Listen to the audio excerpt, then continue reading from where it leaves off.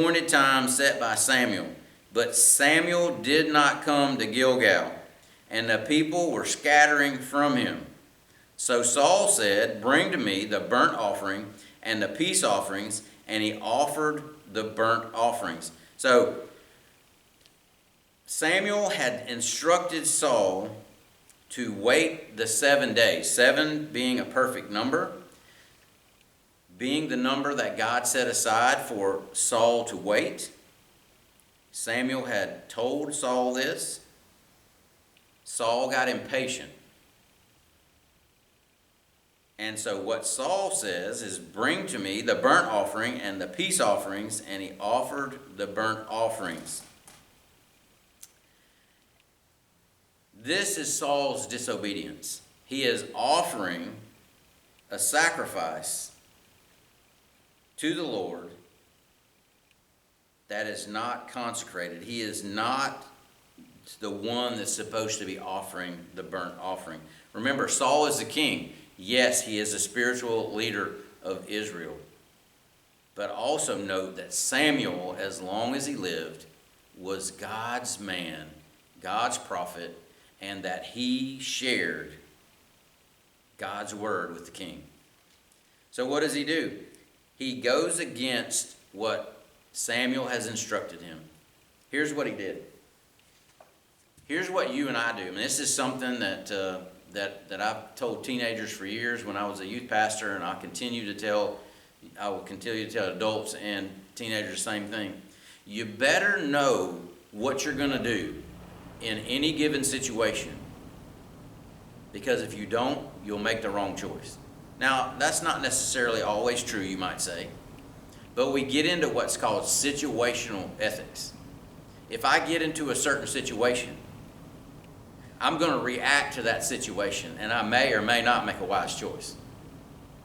For instance, this is something that we told teenagers years and years ago. We had when True Love Waits came on the scene, and it was widely known. Here's what we would tell teenagers. Look, you need to know before you get in a situation, you go on a date, you better decide if you're a girl, if the boy kisses you, how are you going to react? What are you going to do? Because if you don't already know, then you're probably not going to make a wise choice. Because what do? We as human beings do. We react to what our feelings say and not what God's word always says. And so as we talk about that, as we look at that, that's called situational ethics. I'm in a situation in church. I'm standing here and somebody walks in with a gun and starts shooting up the church. I've already need to decide if I'm going to pull my gun out, which I don't have, and shoot back. We've been through training. We've been through what to do, what not to do, how to react. We've been through that. Why? Because we don't want to get in a situation and not know what to do. I'm not a pistol-toting pastor. I decided a long time ago that it would not be a good newspaper article if someone came into church and the pastor was the one that took them down. Besides, I'd feel really bad. It's a pretty good ways from the pulpit to the door, so I would probably shoot some churchgoers trying to get this guy. So anyways, I chose a long time ago not to do that. But point being is we already know what we've decided to do if that happens. Okay? So that's not situational ethics. We're not waiting for something to happen to decide. Other things as well. When you're a good example. Hey, this week, 2 cases I know of. People woke up in the morning. They had their stimulus check in the bank. They checked their bank account, and instead of having $1,200, they had $8 million. One had $8.2 million in their account, and the other one had just over $8 million. Well, what would you do if that was you? Well, I don't know. It didn't happen to me. But if you're not grounded, our first instinct would be, I'm rich. I'm about to go spend some money. Well, we couldn't really go anywhere, so we got online shop, but we get in a situation as Christians, we need to know what we're going to do. Are we going to follow what God's Word says? Are we going to do what God's Word says? Are we going to continue to lift Him up and be a good example? That's situational ethics. That's what he got himself involved in. He said, hey, I'm in a situation, people are starting to scatter. I need to do something to get the people to come back. So I'm going to offer a burnt offering. You know, there's questions of what's church going to look like when we get back in the building. When we get back in church, how is that going to look? Are we going to shake hands? Are we going to sit every other seat? Are we going to put our seniors on one side so that they're not affected, and young folks over here? There's all kind of questions have been asked of what to do, how to do things, and different things. Well, those are things that churches need to decide. We need to be prepared on the front side, not wait till people come and go, oh wait, we didn't think about this or that. I don't know the answers to those questions. The whole segregation of age groups does not appeal to me at all, but you know that's neither here nor there at the moment. But we're not going to wait until a situation comes up to deal with it. We're going to try on the front end deal with that. And that's not what Saul was not prepared. He was not. He didn't deal with that very well. What he should have done was he should have resorted to biblical ethics. And then in the verses following, we look at verses 10 and following, it says, and it came about as soon as he finished offering the burnt offering, that behold, Samuel came, and Saul went out to meet him and to greet him. But Samuel said, what have you done? And Saul said, because I saw the people were scattering from me, and that you did not come with the appointed days, and that the Philistines were assembling at Michmash. Therefore I said, now the Philistines will come down against me at Gilgal, and I have not asked the favor of the Lord. So I forced myself and offered the burnt offering. Samuel said to Saul, you have acted foolishly. You have not kept the commandment of the Lord your God, which he commanded you. For now the Lord would have established your kingdom over Israel forever.